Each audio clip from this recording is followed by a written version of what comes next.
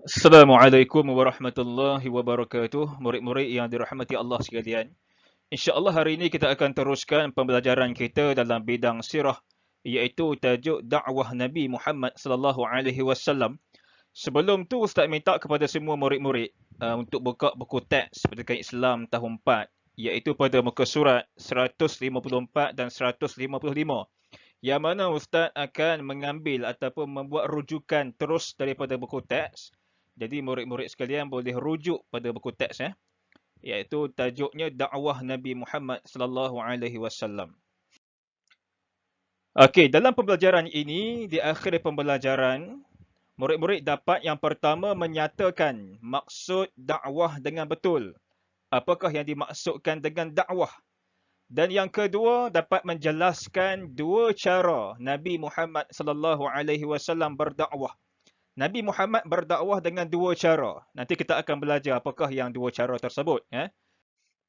Okey. Pada muka surat 155, Ustaz ada ambil sebiji dalam buku teks kamu. Apakah dimaksudkan dengan berdakwah? Ustaz tak nak terangkan apa yang dinyatakan sebahagian besar dari teks tersebut. Cuma hari ini Ustaz nak fokuskan kepada maksud. Maksud. Ustaz akan buat highlight di sini. Apakah dimaksud dengan dakwah? Okey, maksud dakwah adalah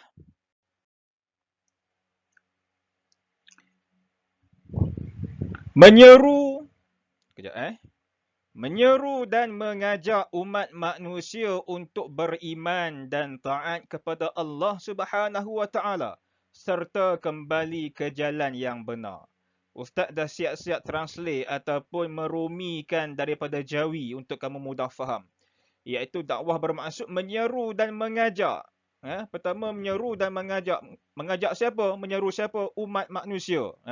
Dakwah ini bukan menyeru ataupun mengajak umat Islam sahaja, tetapi umat manusia, sama ada dia Islam ke ataupun bukan Islam ke, maka Islam mengajak kita untuk menyeru, untuk berdakwah kepada mereka.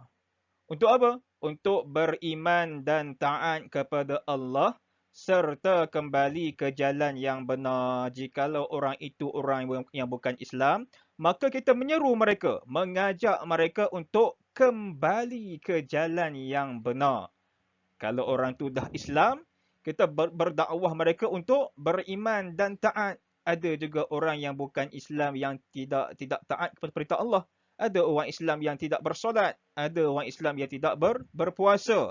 Maka kita pun mengajak mereka untuk taat kepada Allah Subhanahu wa taala. Okey, ini maksud dakwah.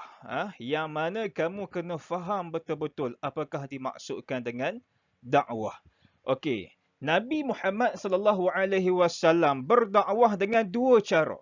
Yang pertama dakwah secara lisan dan yang kedua dakwah secara perbuatan. Lisan ni bagaimana? Lisan ni Nabi bercakap. Nabi mengungkapkan sesuatu dengan suara Nabi. Yang kedua dakwah dengan perbuatan, iaitu Nabi melakukan sesuatu. Okey, kita lihat dahulu. Yang pertama dakwah secara lisan. Yang pertama nasihat. Nabi SAW memberi nasihat kepada siapa? Kepada umat manusia pada ketika itu. Apa yang salah, Nabi memberi nasihat kepada mereka. Tazkirah, memberi peringatan. Jikalau mereka buat sesuatu kesalahan ke sesuatu perkara ke, Nabi memberi peringatan kepada mereka. Dialog, apa dialog? Dialog ini adalah interaksi ataupun bersembang. Nabi bersembang bukan sembang kosong. Nabi bersembang tentang perkara tauhid. Nabi bersembang tentang perkara-perkara ibadat dan sebagainya. Bercerita, Nabi juga bercerita tentang perkara-perkara ghaib, contohnya tentang api neraka.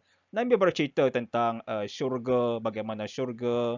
Nabi juga bercerita tentang neraka. Seterusnya berdebat. Berdebat ni macam kita berhujah. Nabi berhujah ataupun berdebat dengan orang kafir.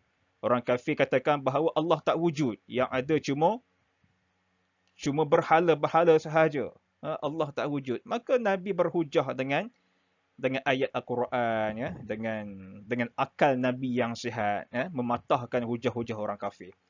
Yang kedua, dakwah secara perbuatan, iaitu Nabi tak kata apa-apa, tapi Nabi cuma melakukan sahaja dengan perbuatan Nabi. Contoh ziarah, ya.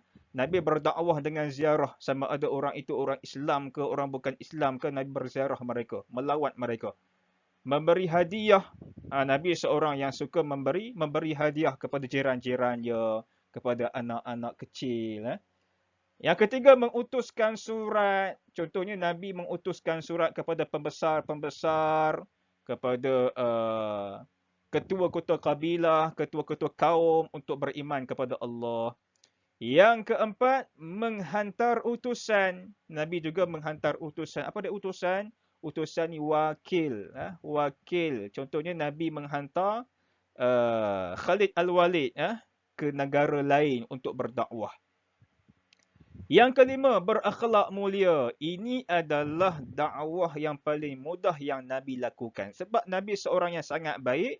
Nabi seorang yang tidak pernah buat dosa. Nabi sentiasa melakukan perkara-perkara yang baik. Jadi, perbuatan baik Nabi, berakhlak mulia, ya, bersopan santun contohnya, akan menarik orang bukan Islam untuk memeluk agama Islam. Seterusnya, uji minda. Di sini, Ustaz ada tuliskan maksud dakwah. Dalam masa yang sama ada 4 tempat kosong dan ada jawapan di bawah ni.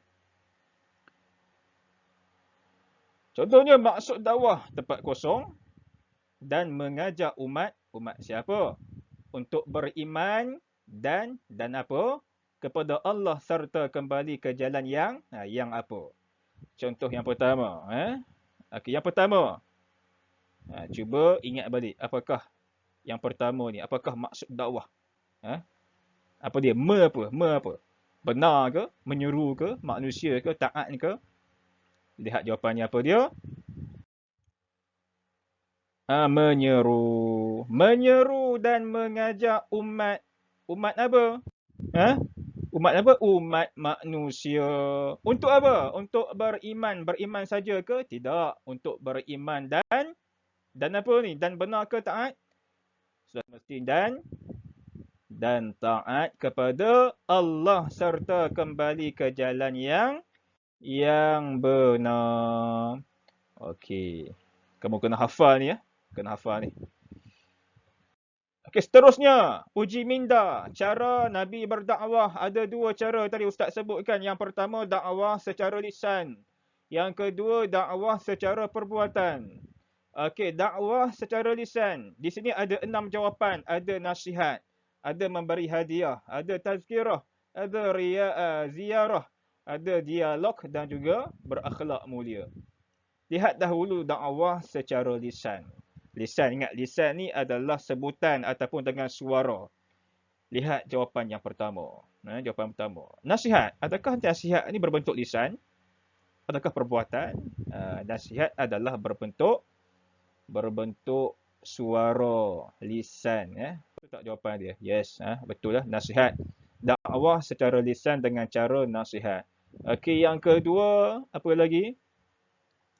Yang kedua, tolong fikirkan yang kedua apa dia?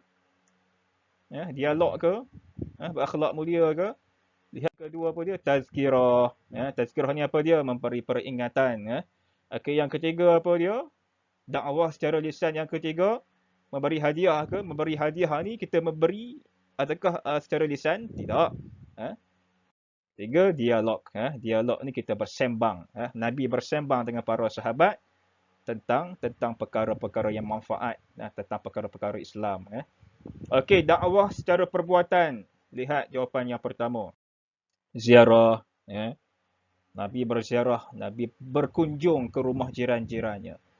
Yang kedua, memberi hadiah. Nabi ada hadiah dan Nabi memberi hadiah kepada jiran-jirannya, kepada para sahabat, kepada anak-anak kecil.